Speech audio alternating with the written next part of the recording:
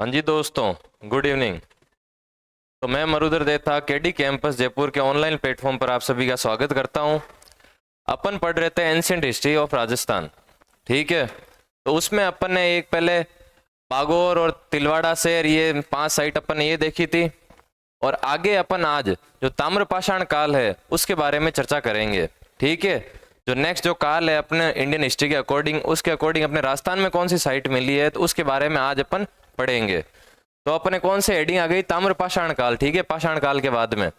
तो उसके अंदर अपन देखते हैं कि जो इस युग के जो साक्ष्य मिले हैं वो अधिकतर है वो बनास नदी के किनारे मिले हैं। अधिकतर के अंदर कहाँ पर है, बनास नदी के किनारे। तो इसलिए इसको क्या कहते हैं, बनास सभ्यता भी कहते हैं। इसलिए इसको क्या कहते हैं, बनास सभ्यता के नाम से भी जाने जाते हैं। क्यों? क्योंकि इसके अधिकतर केंद्र है जो ताम्रपाषाण काल के वो बनास नदी के किनारे पर मिले हैं। फिर अपन देखते हैं इसका जो प्रमुख केंद्र है ताम्रपाषाण काल का, वो है आहड़। जो आहड़ अपनी जगह है वो इसका क्या है, प्रमुख केंद्र है। मतलब यहाँ से साक्ष्य की मात्रा अधिक मिली है, अपने को अधिक साक्ष्य मिले हैं। तो अपने प्रमुख केंद्र किसको मानते हैं, आहड़। तो इस वजह से इस सभ्यता का नाम भी पड़ गया था आहड़ सभ्यता, ठीक है। तो एक तो बनास सभ्यता, क्यों? क्योंकि इसके अधिकतर केंद्र यहीं पे मिले हैं। और दूसरा प्रमुख केंद्र के रूप में कौन सी जगह है, आहड़, तो इसका नाम आहड़ सभ्यता भी है। फिर चलते हैं आगे अपन कि इसके प्रमुख केंद्र कौन सा, जैसे अभी बताया अपन ने, आहड़। तो आहड़ है वो अपने उदयपुर जिले के अंदर है।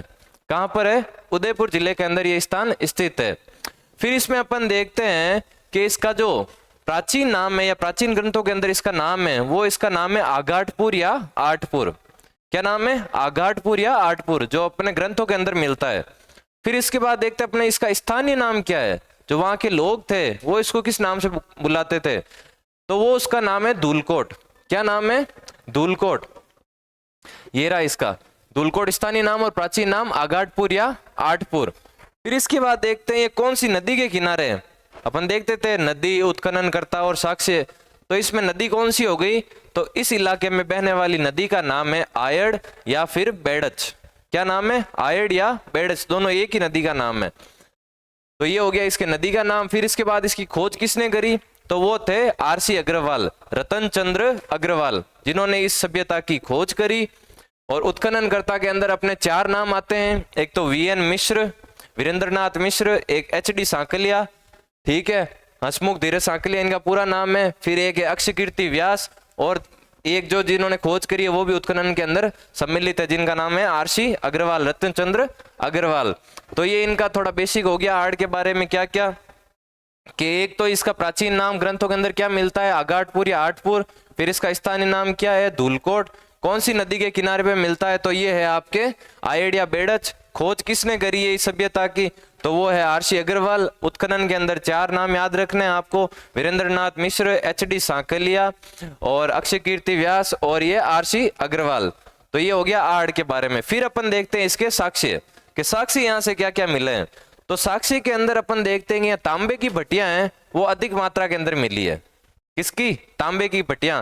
जो तांबे को पिघालते थे ना, उसके लिए जो भट्टियां प्रयुक्त की जाती थी वो यहाँ पर अधिक मात्रा में मिली है। तो इस वजह से इसका एक और अन्य नाम भी हो गया, क्या, ताम्रवर्ती नगरी। मतलब यहाँ पर तांबे का काम ज्यादा होता था, ठीक है, तांबे की भट्टियां मिली इस वजह से। फिर इसके बाद यहाँ से एक सिलबट्टा मिला है। सिलबट्टा आपको पता है पुराने टाइम में पत्थर का जो बना होता था। आज भी अपने गाँव के अंदर जो चटनी बनाने की, हरी मिर्च की, वो धनिया की बनाते हैं, उसके लिए आज भी काम लेते हैं अपन। तो यहाँ से भी इस प्रकार का एक सिलबट्टा मिला है आहड़ से। फिर यहाँ से काले और लाल मर्द भांड मिले हैं। मर्द भांड से यहाँ पे मतलब है, मर्द मतलब मिट्टी और भांड यानी बर्तन, यानी मिट्टी के बड़े बड़े बर्तन लाल व काले रंग के यहाँ पर मिले हैं, जिन्हें क्या कहा गया है, गोरे या कोट। क्या कहा गया है, गोरे या कोट। आरएस के अंदर ये क्वेश्चन आया हुआ है कि गोरे और कोट क्या है। तो जो लाल और काले मर्दभांड है आहड़ सभ्यता के, उनको ये अपन क्या कहते हैं, गोरे या कोट। फिर यहाँ से एक बेल की मरण मूर्ति मिली है। यहाँ से एक बेल मिला है, ठीक है ना, सुडोल एकदम टाइप का, मिट्टी का बना हुआ। तो इस वजह से इस बेल को क्या कहा गया है, क्योंकि ये बनास के किनारे पे मिला है, तो इस वजह से इसको क्या कहा गया है, बनास का बेल। क्या कहा गया है, बनास का बेल। तो एक बार वापस से साक्ष्य अपन देखते हैं कि एक तो यहाँ से तांबे की भट्टियां मिली है, इस वजह से इसको ताम्रवर्ती नगरी कहते हैं। एक सिलबट्टा मिला है यहाँ पर। फिर उसके बाद काले और लाल मर्दभांड मिले हैं यहाँ से, और बेल की मरण मूर्ति, जिसे क्या कहा गया है, बनास का बेल। फिर उसके बाद यहां से 6 चूल्हे मिले हैं। अब एक ही जगह से 6 चूल्हे मिलना मतलब कि या तो यहां पर संयुक्त परिवार रहा होगा, ठीक है, या फिर कोई सामूहिक भोजन, संयुक्त परिवार या सामूहिक भोजन, तभी इतने 6 चूल्हे एक साथ मिले, वरना एक चूल्हे से काम हो जाए, ज्यादा से ज्यादा 2 चूल्हे हो सकते हैं। और यहां से एक और भी साक्ष्य मिला है, 2 मुंह वाला चूल्हा, 2 मुंह वाला चूल्हा भी यहां से मिला है, कि मतलब इसके इधर से और इधर दोनों साइड से खुला है। वरना अपने क्या होता है मेनली कि एक साइड से ये चूल्हा बंद होता है अपने, ठीक है ना, इधर से ये लकड़ियां डली, पर इनमें इस इधर से क्या मिला है, दोनों साइड से ओपन चूल्हा मिला है, 2 मुंह वाला चूल्हा मिला है, ठीक है। फिर यहां से व्यापार के बारे में साक्ष्य मिलते हैं, यहां से कैसे कि यहां से एक अपोलो का सिक्का मिला हुआ है। अपोलो क्या है कि जो ग्रीक या यूनान के अंदर जो सूर्य भगवान होते हैं उनको वो अपोलो कहते हैं, तो उससे अपोलो के चित्र वाला एक सिक्का मिला है, ठीक है, जिससे क्या अपने को जानकारी मिलती है यूनानी सभ्यता की। फिर बिना हत्थे वाले जल पात्र, जो कि कहां पर मिलते हैं अपने उस टाइम की सभ्यता के अनुसार, ईरान के अंदर, ईरान की सभ्यता के अंदर ये ऐसी वस्तुएं चलती थी। मतलब अपना कुछ ना कुछ तो ईरान से संबंध था, कुछ ना कुछ यूनान से संबंध था, तभी वहां का सिक्का अपने को यहाँ पे मिला है, वहां का ईरान का जलपात्र अपने को आहड़ के अंदर मिल रहा है। तो इससे क्या है कि उस टाइम भी अपने व्यापार के संबंध इतनी दूर तक थे, ठीक है। फिर रंगाई छपाई उद्योग के साक्ष्य मिले यहाँ पर कुछ ठप्पे मिले हैं, ठीक है ना, जिनसे अपन कपड़ों के ऊपर, जैसे कि अजरक प्रिंटर ये अपने होते थे ना, तो ऐसे तारे हो गए या कुछ त्रिभुज हो गए, वैसे यहाँ पर ठप्पे मिले हैं। तो इससे क्या अपने को पता चलता है कि यहाँ रंगाई छपाई का उद्योग भी विकसित रहा होगा। यहाँ से क्या मिले, बाट मिले हैं अपने को, जो तोलने के बाट होते हैं ना, वो अपने को मिले हैं अलग अलग तरह के एक ही मतलब भार के। तो इस वरना क्या एक छोटा एक बड़ा अलग अलग मिलता है तो कोई नहीं, बट यहाँ से जैसे 5 किलो के काफी सारे बाट मिले, 10 किलो के काफी सारे बाट मिले हैं। तो इससे पता चलता था कि इन्हें इसका भी पता था, तोल विधि का भी पता था, ठीक है। फिर इसके बाद अपने को ये इससे प्रूव हो गया कि ये क्या थे, इनके अंतरराष्ट्रीय मतलब ये बिजनेस में भी रुचि रखते थे, ठीक है। अपोलो के सिक्के, बिना हत्थे का जलपात्र, रंगाई छपाई उद्योग और बाट। फिर इसके बाद यहां से एक शव के साथ आभूषण मिला है, शव के साथ एक शव दफनाया हुआ था, उसके साथ आभूषण मिला है। इससे अपने को क्या जानकारी मिलती है कि इससे पुनर्जन्म की जानकारी मिलती है कि भाई ये अभी तो तुम्हारे सोना अभी साथ में डाल रहे हैं और ये अगले जन्म में तुम्हारे काम आएगा, ठीक है। ऐसे कैसे अपने को सिंधु घाटी सभ्यता में इंडियन हिस्ट्री के अंदर भी अपने को मिलते हैं, ठीक है, साक्ष्य। तो शव के साथ आभूषण, जिससे क्या पता चलता है कि ये पुनर्जन्म के अंदर विश्वास रखते थे। तो 6 चूल्हे मिले थे यहाँ से, जिससे मिलता है संयुक्त परिवार या सामूहिक भोजन। अपोलो के चित्र वाला सिक्का, जिससे यूनान के साथ व्यापार के अपने को संबंध मिलते हैं। बिना हत्थे का जलपात्र, ईरानी सभ्यता की जानकारी, रंगाई छपाई उद्योग, बाट और शव के साथ आभूषण। फिर अपन चलते हैं इसी से रिलेटेड 3 और सभ्यताएं उस टाइम की थी, जिनका नाम है गिलुंड, बालाथल और ओजियाना। क्या नाम है? गिलुंड, बालाथल और ओजियाना। गिलुंड आपको मिली है राजसमंद के अंदर। कहां पर मिली है? राजसमंद के अंदर। और इसके उत्खनन करता थे जिनका नाम बीबी लाल, BR शिंदे और ग्रेगरी पोशल था। क्या नाम था? बीबी लाल, BR शिंदे और ग्रेगरी पोशल। और ये कहां पर मिली है? राजसमंद के अंदर गिलुंड, ठीक है। फिर यहां से साक्ष्य के रूप में अपने को मिलती है एक तो पक्की ईंटें। क्या मिलती है? पक्की ईंटें, पत्थर की गोलियां। जैसे कि अपने वो कंचे नहीं आते हैं, कांच के कंचे, तो आज तो कांच के कंचे अपन देखते हैं, उस टाइम के क्या थे? पत्थर के कंचे टाइप थी। तो ये क्या है? पत्थर की गोलियां भी यहाँ पर मिली अपने को। मिट्टी के खिलौने मिले हैं बहुत सारे, जैसे कि बैल मिल गए, गाय मिल गई, या और कुछ छोटे मोटे ऐसे झोंपड़ी टाइप के ऐसे, तो ये भी यहाँ से मिले हैं। हाथी दांत की चूड़ियां, मतलब उस टाइम की लेडीज को भी फैशन का शौक था, ठीक है ना, वो हाथी दांत की चूड़ियां उस टाइम में पहनती थी।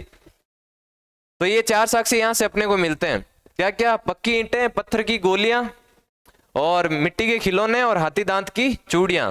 फिर ये जिस जगह से उत्खनन हुआ था उसका नाम था मोडिया मगरी। क्या नाम था? मोडिया मगरी। तो उत्खनन हुआ है मोडिया मगरी से, राजसमंद के अंदर ये मिली है। बीबी लाल, BR शिंदे और ग्रेगरी पोशल ने यहाँ पर उत्खनन किया।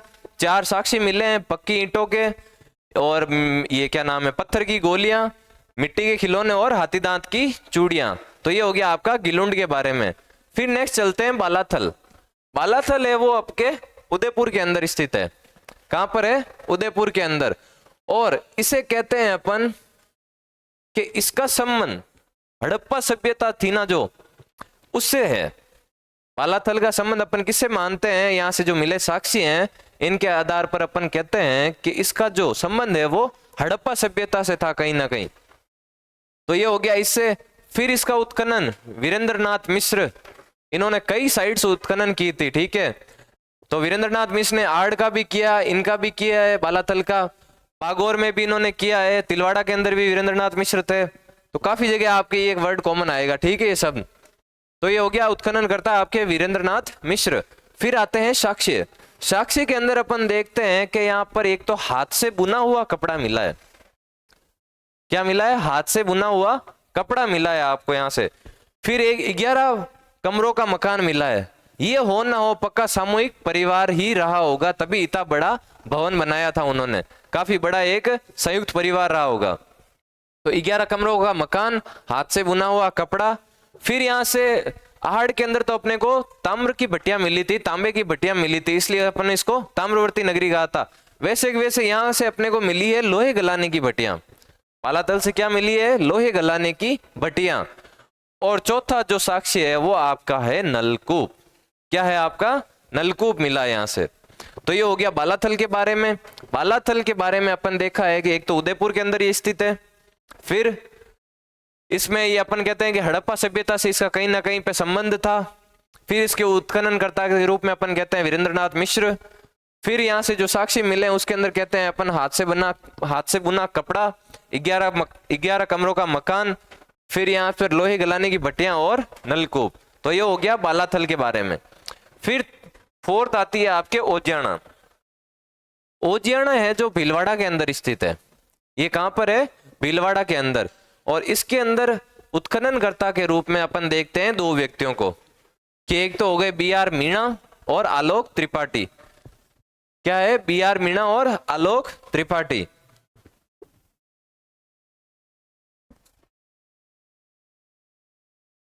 तो ये हो गए इसके उत्खननकर्ता के रूप में। BR मीणा और आलोक त्रिपाठी। फिर साक्षी यहां से क्या मिले हैं? तो यहां से गाय व बैल की मणिमूर्तियां मिली है, ठीक है। आहड़ से तो क्या मिला था? बैल की मणिमूर्ति। इसे अपन ने क्या कहा था? बनास का बैल। तो यहाँ पे क्या मिला है? गाय व बैल दोनों की मणिमूर्ति मिली है, और उत्खननकर्ता के रूप में BR मीणा और आलोक त्रिपाठी। तो ये आपके हो गया ताम्रपाषाण काल की 4 साइट्स। कौन कौन सी? एक तो आहड़, सेकंड गीलुंड, थर्ड इज ये बालाथल, और फोर्थ ओजियाना। तो इनके बारे में अपन ने डिस्कस कर लिया। अब अपन नेक्स्ट चलेंगे। नेक्स्ट में अपन देखते हैं कांस्य युग। ताम्रपाषाण काल के बाद में जो युग आता है उसे अपन कहते हैं कांस्य युग। और ये वही युग है जो सिंधु घाटी सभ्यता वाला युग था, ठीक है। अपन ने पहले पढ़ा था ये क्रोनोलॉजी के अंदर के पहले सबसे पहले पाषाण काल, फिर सिंधु घाटी सभ्यता, फिर वैदिक, फिर महाजनपद। तो अब ये सेकंड वाला अपन देख रहे हैं कांस्य युग के अंदर सिंधु घाटी सभ्यता। इसके अपन देखें तो देखते हैं जैसे कि अपन ने देखा कि आहड़ के अंदर ताम्रपाषाण के अंदर अधिकतर जो अपने को मिले हैं वो कहां पर मिले हैं? बनास के किनारे। इस वजह से इसको क्या कहा था अपन ने? बनास सभ्यता कहा था। और इसका प्रमुख केंद्र के रूप में आहड़ था, इस वजह से इसको आहड़ सभ्यता नाम पड़ा। वैसे के वैसे कांस्य युग के अंदर अपन देखते हैं जो अधिकतर केंद्र मिले हैं अपने को वो सिंधु नदी के किनारे पे मिले हैं। कहां पर मिले हैं? सिंधु नदी के किनारे पे। तो इस वजह से इसको अपन कहते हैं सिंधु घाटी सभ्यता। क्या कहते हैं? सिंधु घाटी सभ्यता। फिर अपन देखते हैं कि जो अपनी विलुप्त हो गई थी सरस्वती नदी, वहां पे भी अपने को कई साक्ष्य मिले हैं, ठीक है। जहां पे फिर अपने गग्गर नदी बहने लगी, ठीक है ना। सरस्वती नदी की जगह पे क्या बहने लगी? फिर गग्गर नाम से। तो ये कई केंद्र है वो अपने सरस्वती नदी के किनारे पे जो विलुप्त हो गई सरस्वती नदी के किनारे है वहीं पे भी मिले हैं। तो इस वजह से इसको क्या कहते हैं? सिंधु सरस्वती सभ्यता। तो ये 2 तो हो गए इसके जगह के हिसाब से, कि एक तो अधिकतर केंद्र सिंधु नदी के किनारे, इस वजह से सिंधु घाटी सभ्यता। फिर कई केंद्र है वो सरस्वती नदी के किनारे पे मिले, इस वजह से सिंधु सरस्वती सभ्यता।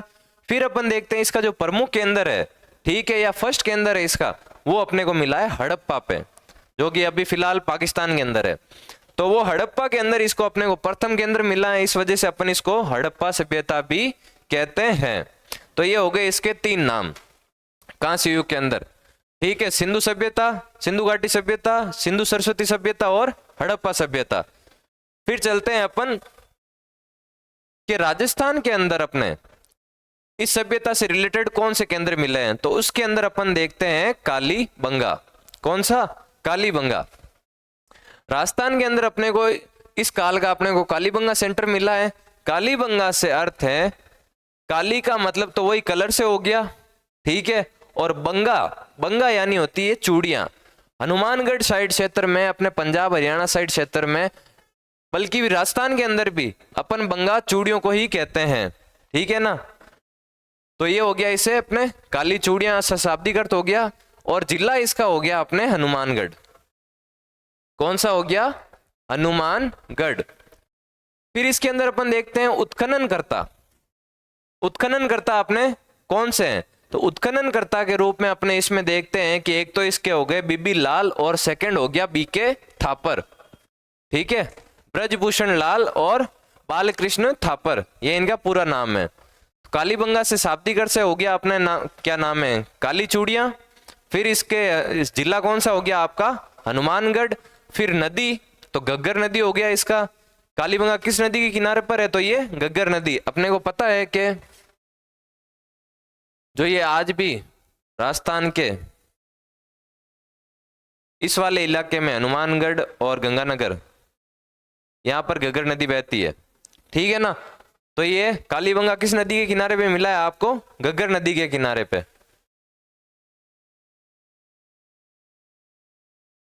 फिर उत्खनन करता वही क्या नाम है? ब्रजभूषण लाल और बालकृष्ण थापर। फिर इस खोज की इसकी किसने की? इसकी बात कालीबंगा की। तो इसे अपन याद रखेंगे कि जैसे कि हिंदी के अंदर पहला वर्ड क्या आता है आपका? क आता है। तो इससे और अंग्रेजी के अंदर आपके ए आता है। तो इसकी खोज किसने की है? अमलानंद घोष ने। इस तरीके से ही थोड़ी बहुत चीजें आपको याद हो जाएगी और बाकी के आपको रट्टे मारने हैं। तो खोज क्या हो जाएगी? अमलानंद घोष ने इसकी खोज की थी। एक क्वेश्चन ये भी आता है कि इस घग्गर नदी का सर्वेक्षण किसने किया था? तो वो एक अंग्रेज अधिकारी था जिसका नाम था ओरेल स्टाइन। क्या था? Aurel Stein. फिर एक है कि कालीबंगा जो सभ्यता थी इसकी जानकारी किसने दी? तो इसकी जानकारी दी थी एलपी टेसिटोरी। एलपी टेसिटोरी नाम का जो इटली का एक अपना पुरातात्विक था, उसने अपने को कालीबंगा की जानकारी सबसे पहले दी थी। और खोज किसने करी थी? अमलानंद घोष ने। घग्गर नदी का सर्वेक्षण किसने किया था? तो वो है ओरेल स्टाइन। तो ये हो गया कालीबंगा के बारे में, ठीक है।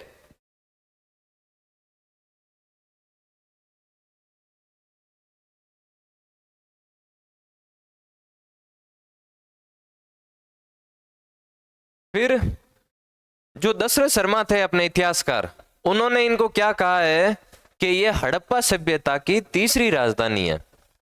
क्या है? हड़प्पा की तीसरी राजधानी कहा है किन्होंने? दशरथ शर्मा ने।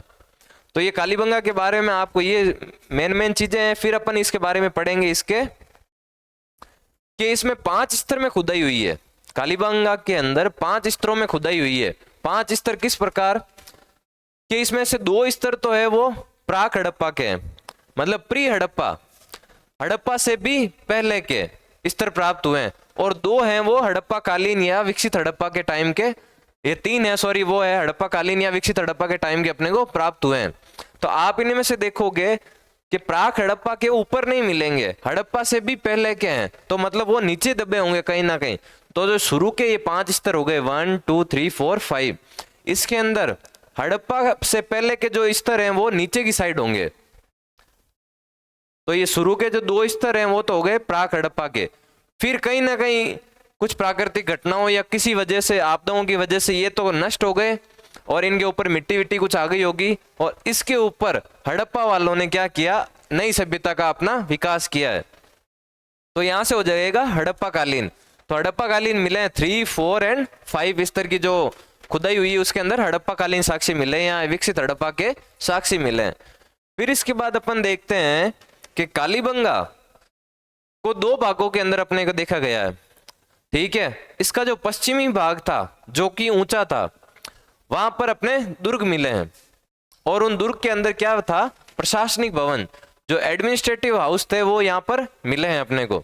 तो फर्स्ट तो हो गया इसका दुर्ग वाला भाग पश्चिमी भाग के अंदर, और इसके अंदर प्रशासनिक भवन मिले हैं जो कि ऊंचा था। फिर इसके बाद सेकंड मिलता है अपने को पूर्व की साइड। पूर्व की साइड था जो वो था निचला स्तर या निचला उसको जगह कहते हैं। तो वहां पर क्या मिला है अपने को, जन सामान्य के घर, जो नॉर्मल अपने जनता थी राजा की, उनके घर थोड़े नीचे की साइड के ऊपर बने हुए थे। फिर इसकी एक और खासियत है कि बाकी जगह पे भी जो मिले हैं अपने सभ्यताएं, उनके अंदर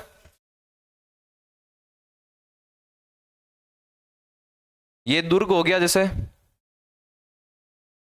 ठीक है, पश्चिम की साइड में, और इधर की साइड ये नीचे पूरा नगर बसा हुआ है जन सामान्य का। ये ऊपर की साइड बसा हुआ है, इधर प्रशासनिक भवन और वो बने हुए हैं, और इधर की साइड ये नीचे निचला स्तर जो जन सामान्य के लिए घर बने हुए हैं। तो इनके अंदर देखा गया है कि ये दोनों एक ही परकोटे के अंदर, मतलब एक ही दीवार के अंदर ये दोनों चीजें ज्यादातर सभ्यताओं के अंदर पाई गई है, ठीक है। बट यहां पर ऐसा नहीं है, कालीबंगा के अंदर ऐसा नहीं है। इनके अंदर क्या है कि जो दुर्ग और ये निचला स्तर वाला जगह है, वो जन सामान्य के घर हैं, वो दोनों अलग अलग परकोटे से हैं। मतलब दुर्ग का परकोटा अलग है और जन सामान्य के घरों वाला परकोटा अलग है। तो ये इसकी मेन विशेषता है, ठीक है। तो इसके बारे में थोड़ा ध्यान रखना कि बाकी जगह पे तो दुर्ग और जन सामान्य के घर हैं वो एक ही परकोटे के अंदर है, पर यहाँ पर कालीबंगा के अंदर दुर्ग का परकोटा अलग है और जन सामान्य के घर का जो निचला मतलब स्तर है उनका परकोटा अलग है। फिर अपन देखते हैं इसके साक्ष्य। साक्ष्य आ गए अब। तो साक्ष्य के अंदर अपन जैसे मैंने बताया कि एक तो यही हो गया कि दुर्ग और इन मतलब निचला स्तर का दोनों का परकोटा है वो अलग अलग बाउंड्री है इन दोनों की। फिर इसके बाद अपन ने यहाँ पर देखा है कि ये परकोटा जैसे कि इनका बना हुआ है, यहाँ पर इधर की साइड एक रूम बना हुआ है,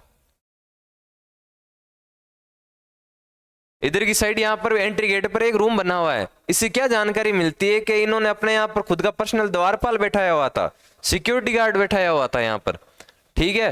तो इससे क्या जानकारी है कि यहाँ पर द्वारपाल के कक्ष भी मिले हैं, ठीक है। कालीबंगा वाले अपने यहाँ पर सिक्योरिटी गार्ड भी बिठाते थे परकोटे के अंदर। फिर दक्षिणी पूर्वी जो भाग था अपने कालीबंगा का, दक्षिणी पूर्वी कौन सा हो गया, ये दक्षिणी और ये पूर्वी।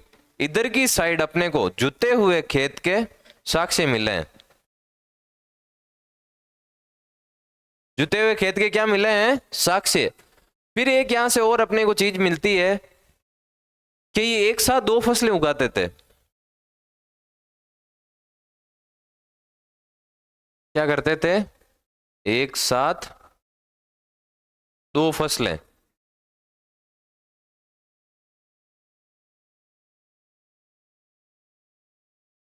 एक साथ क्या करते, दो फसलें उगाते हैं, और उनमें से मेन कौन सी होती, गेहूं और जौ। ये दो फसलों को मेनली एक साथ ही उगाते थे, ठीक है। तो क्या क्या चीजें मिली है अपने को, एक तो दोनों भाग अलग अलग परकोटे से घिरे हुए थे। फिर यहाँ पर अपने को एक द्वारपाल कक्ष मिला है, और दक्षिणी पूर्व के अंदर अपने को इसके खेती के साक्षी या सॉरी जुते हुए खेत के अपने को साक्षी मिले हैं। फिर एक साथ दो फसलें उगाते थे, और ये क्या करते, लकड़ी के जो हल होते हैं ना उनका प्रयोग करते थे, ठीक है। फिर इसके बाद अपने को यहां से एक और मिलता है कि 7 अग्निकुंड मिलते हैं अपने को यहां से। 7 क्या मिलते हैं, अग्निकुंड। 7 अग्निकुंड के साक्ष्य अपने को यहाँ पे मिलते हैं। दुर्ग वाला भाग था ना उसके अंदर, वहां पे कुछ ना कुछ यज्ञ वगैरह की विधियां होती होगी, कर्मकांड होते होंगे वहां पर। तो ये दुर्ग वाले भाग के अंदर अपने को 7 अग्निकुंड मिलते हैं। फिर युग्मित समाधान मिला है अपने को।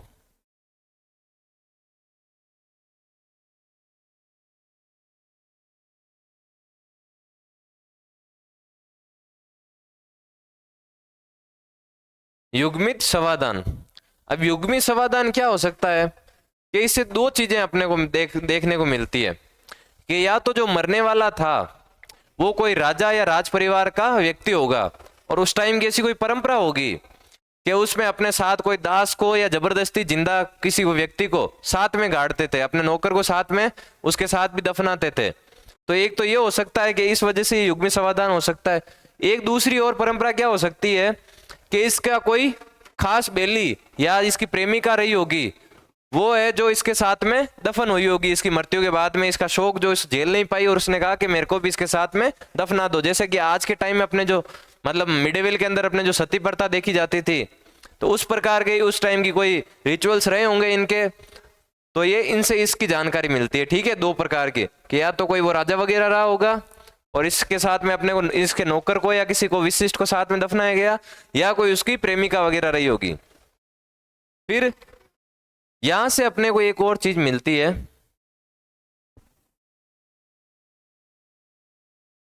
छह छेद वाली खोपड़ी।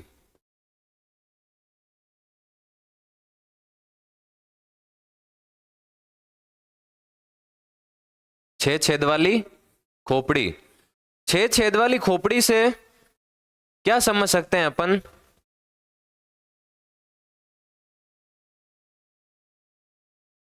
आपके दिमाग में आ रहा होगा कि टोटके किए होंगे कुछ ना कुछ। सर टोटके नहीं, अपन इसको अपन पॉजिटिव रूप में लेंगे और क्या कहेंगे कि इन्होंने कहीं ना कहीं इनको शल्य चिकित्सा की जानकारी थी।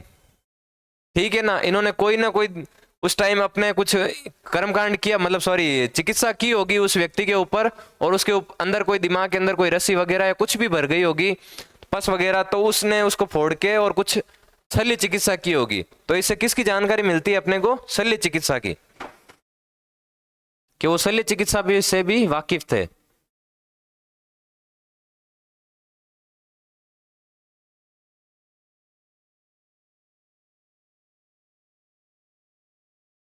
तो युग्मित समाधान मिलता है यहां से, छह छेद वाली खोपड़ी और एक साथ दो फसलें, 7 अग्निकुंड।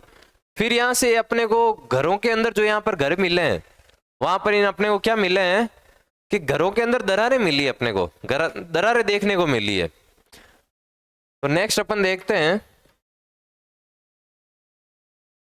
7th 8th, कि यहाँ घरों के अंदर दरारें।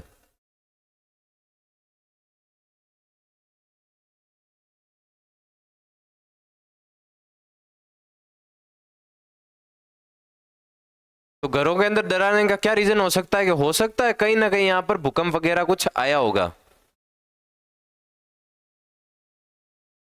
तो भूकंप की वजह से यहाँ घरों में दरारें आ गई और यहाँ से व्यक्ति विक्षेपित हो गए। तो ये यहाँ से साक्ष्य मिलते हैं अपने को। एक बार फिर से रिवाइज कर लेते हैं कि एक तो दोनों भाग जो अपने दुर्ग वाला और निचला स्तर वाला था, वो दोनों अलग अलग परकोटे से घिरे हुए थे, और दूसरा यहाँ पर इस परकोटे के बाहर में गेट के ऊपर एक द्वारपाल कक्ष बनाया हुआ था, इनका खुद का सिक्योरिटी गार्ड बैठाया हुआ था। फिर इसके बाद अपने को यहाँ से 7 अग्निकुंड मिलते हैं और एक साथ 2 फसलों के साक्ष्य मिलते हैं। फिर और जिसके अंदर कौन सी हो गई, गेहूं और जौ हो गई, और दक्षिणी पूर्वी भाग के अंदर अपने को यहाँ पर जुते हुए खेत के साक्ष्य मिलते हैं। फिर युग्मी समाधान मिलता है यहाँ से अपने को।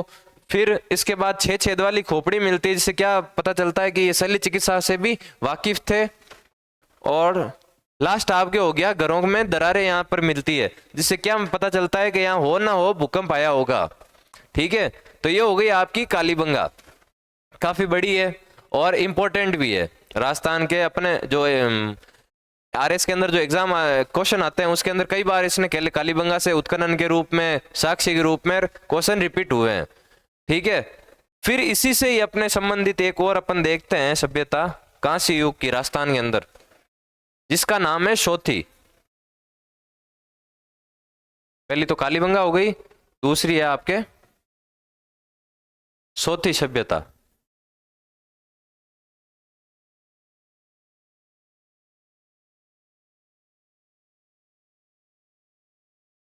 शोथी सभ्यता में अपन देखते हैं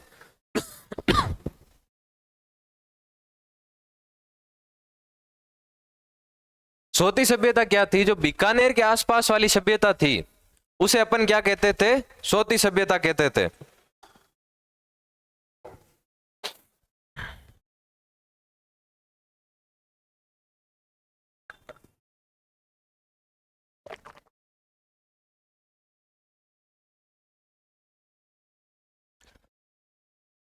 तो ये कहां पर हो गई? बीकानेर के आसपास।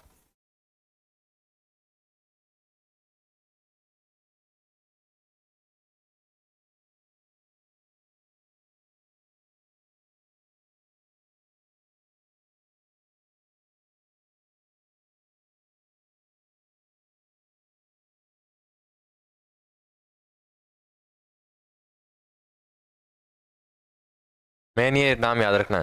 तो सोती सभ्यता थी। ये क्या थी? ग्रामीण सभ्यता थी। ठीक है। और इसके इसके अंदर क्या था कि ये जो हड़प्पा सभ्यता थी ना, उसमें अपन कहते हैं कि इसका प्रारंभिक रूप यही था। हड़प्पा सभ्यता का प्रारंभिक रूप मतलब ये कि ये ग्रामीण में कुछ लोग रहे होंगे और धीरे धीरे यहाँ पर अपनी आवश्यकता पूर्ण नहीं हुई तो ये क्या करे, सिटी की तरफ विक्षेपित हुए, कालीबंगा चले गए, बाहर चले गए, जो पर इनका प्रारंभिक निवास अपन कहते हैं तो ये यही था। तो इस वजह से अपन इसको क्या दूसरे नाम से जानते हैं, कालीबंगा प्रथम नाम भी दिया है इसका। क्या नाम है इसका? कालीबंगा फर्स्ट।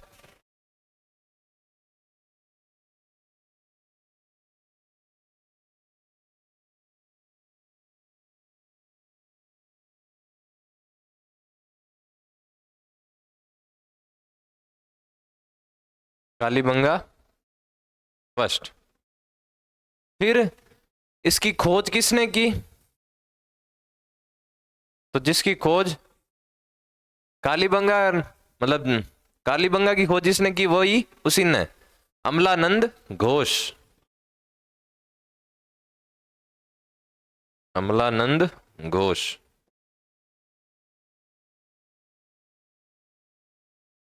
तो अमलानंद घोष ने इसकी खोज की, अन्य नाम इसकी कालीबंगा फर्स्ट हो गया। बीकानेर के आसपास वाली ये सभ्यता है। फिर इसमें अपन देखते हैं कि इसके केंद्र कौन कौन से हैं प्रमुख सोती सभ्यता के।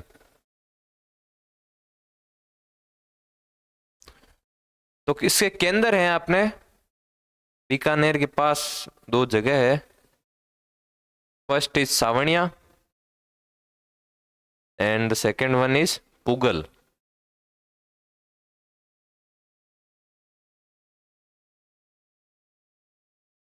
ठीक है,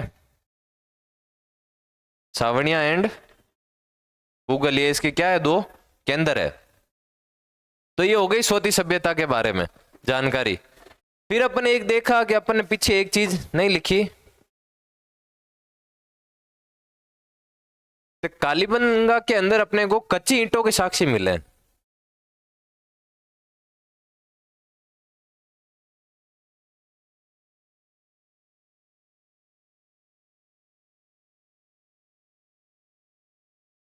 कच्ची ईंटों के साक्ष्य।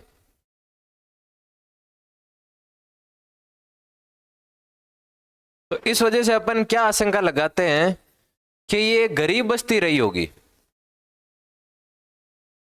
क्योंकि बाकी सब जगह से तो अपने को पक्की ईंटें मिली है और यहां से कच्ची ईंटें। तो ऐसे इतिहासकारों ने कहा ये गरीब बस्ती रही होगी। बट कच्ची भले ही थी, बट ये अलंकृत ईंटें थी। इनके ऊपर कुछ ना कुछ फूल पत्तियां मांडने बनाए हुए थे।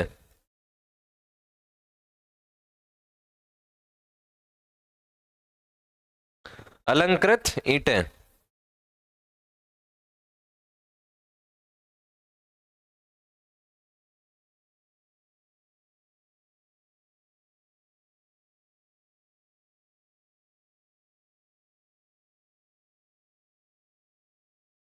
फिर कि ये जो नींव थी वो पत्थर की बनाते थे।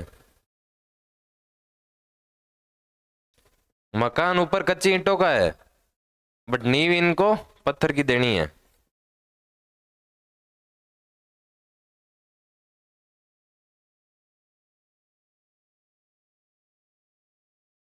ठीक है। और ये जो नालियां बनाते थे उसके अंदर लकड़ी का प्रयोग किया। जो मकान से बाहर निकलती थी नालियां मेन ड्रेनेज सिस्टम के अंदर, तो वो किसकी बनती थी? लकड़ी की आपके। तो क्या है? लकड़ी की नालियां,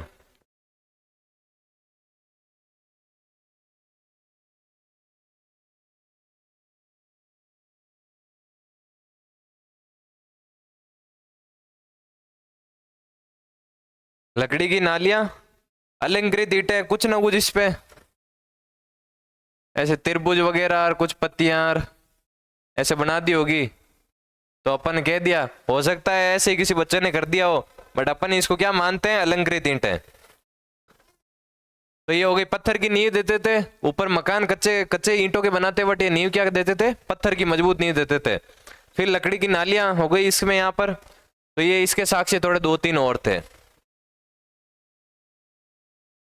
तो ये सोती सभ्यता के बारे में क्या क्या है, एक तो ये बीकानेर के पास की सभ्यता है, आसपास की। फिर इसके खोज करने वाले कौन है, जो कालीबंगा की करी थी जिन्होंने, अमलानंद घोष। फिर ये कालीबंगा, इसको फर्स्ट भी कहते हैं अपन, क्योंकि ये कालीबंगा से भी पुरानी सभ्यता है। ठीक है, मतलब कालीबंगा से मतलब पुरानी से क्या मतलब हो गया कि ये सिंधु घाटी सभ्यता से भी पुरानी सभ्यता है। तो इसको अपन ग्रामीण सभ्यता भी मानते हैं, ठीक है, सोती सभ्यता को। फिर खोज इसके अमलानंद घोष, केंद्र इसके दो हो गए, एक तो सावणिया और एक पुगल। तो आज अपन इतना ही डिस्कस करेंगे, कल अपन देखेंगे जो लोह युग आता है, ठीक है, कांस्य युग के बाद में लोह युग, इसकी जानकारी अपने को कहां से मिलती है, वेदों से। तो ये अपन क्या कहेंगे, इसको वैदिक सभ्यता भी कहेंगे। जैसे कि अपन ने दो तो पढ़ लिए हैं, कि पाषाण काल के पढ़ लिए अपन ने। नेक्स्ट पे देखते हैं।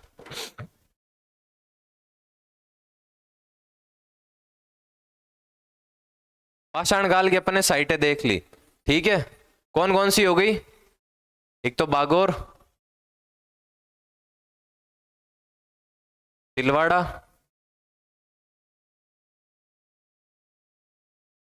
फिर पचपदरा, उसके बाद Jayal, then Didwana, and the last one is Budha Pushkar.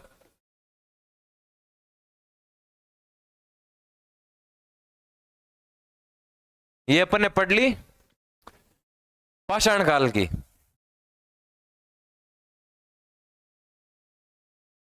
तो बागोर, ठीक है, फिर तिलवाड़ा और पचपदरा, जायल, डीडवाना और बूढ़ा पुष्कर, ये तो किसके हो गए, पाषाण काल के। तो इनको एक जगह लिख के याद कर लेना है, फिर आगे ये कौन सी नदियों के किनारे है वो अपन देख लेना, इन दो के, इनके पांच के तो आपको सिर्फ नाम याद रखना है, ठीक है, चार के। फिर उसके बाद आता है आपका, अपने बताया ताम्रपाषाण,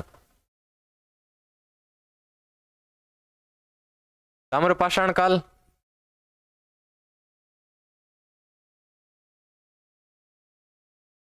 ताम्रपाषाण काल के अंदर अपन ने सबसे पहले क्या देखे, आहड़,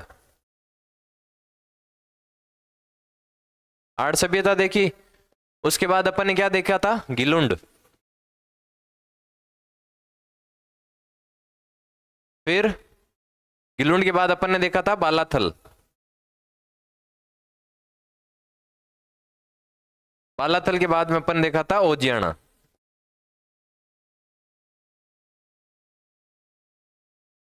तो ये थोड़ा थोड़ा आप, एक होता है कहते हैं ना वो बर्ड्स व्यू और वर्म्स व्यू, दो अपने पढ़ाई के तरीके होते हैं, ठीक है ना। एक तो अपने को बर्ड्स व्यू यानी ऊपर से बाज की तरह देखना, तो वो अपने को क्या एक बड़ा बड़ा सिलेबस दिख जाएगा। अपन किसी चीज की तैयारी करते हैं, उसके अंदर अपन क्या देखते हैं कि पहले तो अपन सिलेबस देखते हैं, कौन कौन से टॉपिक है, ठीक है ना। तो उन टॉपिक के बारे में अपन चर्चा करते हैं कि हाँ भाई ये टॉपिक अपने को पढ़ने हैं। तो वो तो क्या हो गया, अपने सिलेबस तो क्या हो गया, बर्ड्स व्यू हो गया। फिर एक आता है वर्म्स व्यू, वर्म्स यानी कीड़े की तरह। कीड़ा क्या होता है, नाली के अंदर पूरा रहता है, अंदर की साइड, ठीक है ना। तो वो काफी बारीकी से देखना होता है उस चीज को अपने को। तो वो क्या होता है, जो सिलेबस के अंदर अपने टॉपिक होते हैं उनको विस्तार से अध्ययन करना, वो अपने क्या हो जाता है, वर्म्स व्यू। तो ये दो तरीके हैं, बर्ड्स व्यू और वर्म्स व्यू। तो अपन क्या करते हैं, एक बार बर्ड्स व्यू यानी कौन कौन से अपने मेन मेन स्थल मिले हैं वो अपन लिख लेंगे, और जो वर्म्स व्यू अपन ने पढ़ ही लिया है तो उसके बारे में अपन रिवीजन करते रहेंगे, बार बार उससे चीजें याद हो जाएगी। तो ये ताम्रपाषाण काल की अपने को चार साइट मिली है, आहड़, गिलुंड और बालाथल और ओजियाना भीलवाड़ा के अंदर। फिर अपन ने क्या देखा था, कांस्य युग।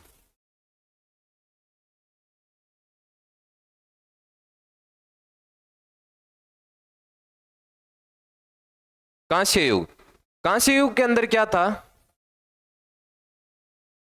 कि इसके अंदर अपन ने सबसे पहली साइट देखी थी प्रमुख केंद्र के रूप में कालीबंगा, और सेकंड है अपने शोथी। तो ये दो साइट अपने कांस्य युग के अंदर देखी। फिर इसके बाद अपन देखेंगे आगे लोह युग, जिसे अपन वैदिक सभ्यता के रूप में कहेंगे, क्योंकि लोहे की जानकारी अपने को वेदों से ही मिली थी। तो ये अपन पढ़ेंगे कल। तब तक के लिए धन्यवाद, टेक केयर।